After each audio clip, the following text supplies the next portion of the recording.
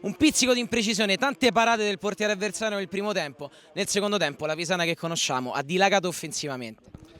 Sì, devo dire che oggi abbiamo fatto la partita perfetta, non nei primi 10 minuti perché comunque è stata una fase di studio tra entrambe le due squadre, ma per il resto poi alla fine siamo usciti fuori, la tecnica e tutto quanto, loro bravi, ma oggi veramente la Pisana ha messo il cuore, il tifo e specialmente il nostro amico Andrea Di Lorenzo oggi era con noi.